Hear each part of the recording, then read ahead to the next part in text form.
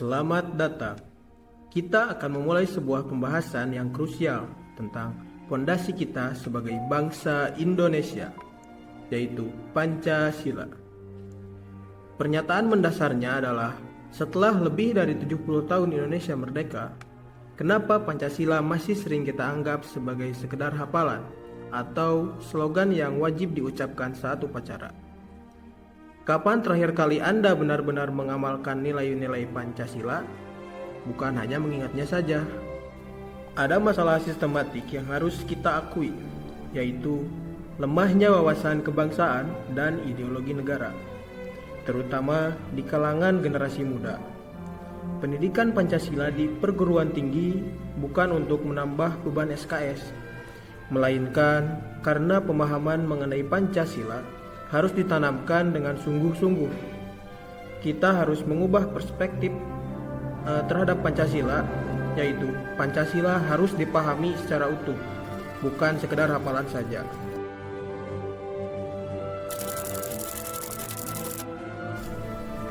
Pancasila adalah karakter bangsa, bukan slogan.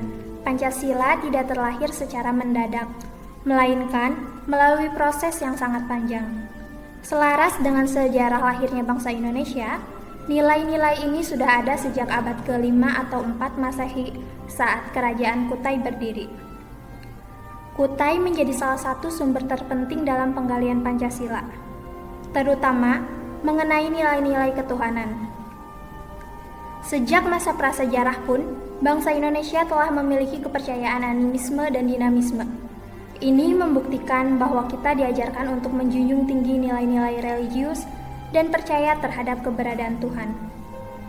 Pancasila disahkan pada sidang PPKI 1, tanggal 18 Agustus 1945. Ia merupakan karya besar yang dianggap paling benar dan bijaksana. Pancasila sejajar dengan ideologi besar di dunia. Ini adalah DNA filosofis dan historis kita.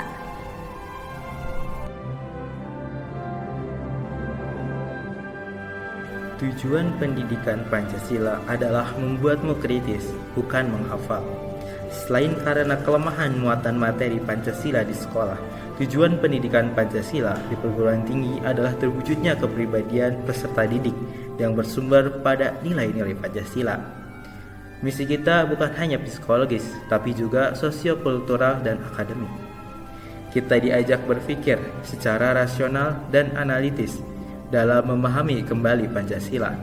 Tujuannya agar kita mampu mengambil sikap yang bertanggung jawab sesuai dengan naruminya, serta menguasai pengetahuan tentang beragam masalah dasar kehidupan berbangsa dan bernegara.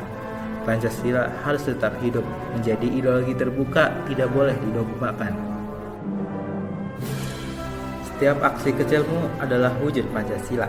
Pancasila tidak hanya perlu direalisasikan secara objektif. Yang paling penting adalah realisasi subjektif. Ini adalah fungsi Pancasila sebagai pandangan hidup bangsa. Realisasi ini dilakukan oleh kita semua secara langsung, tanpa harus menunggu aturan atau kebijakan pemerintah.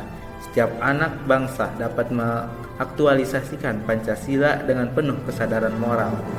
Contoh aksi kecil yang menunjukkan karakter Pancasila: pertama, kejujuran dan tanggung jawab; kedua, solidaritas; ketiga, cinta tanah air; dan yang terakhir adalah toleransi.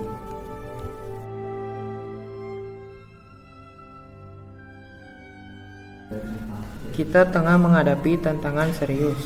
Gejala kebencian sosial budaya terselubung, atau bisa disebut juga socio-cultural animosity, yang menciptakan konflik yang destruktif. Tugas kita adalah mengisi kemerdekaan dengan menjaga nilai-nilai luhur bangsa dan merealisasikannya dalam sifat dan sikap bangsa Indonesia. Pancasila harus tetap hidup menjadi ideologi terbuka. Pancasila bukan sekedar hafalan 5 sila, tapi ini adalah kode etik kamu sebagai anak bangsa. Ayo, mulai hari ini, ubah cara pandangmu. Amalkan, bukan hafalkan. Terima kasih.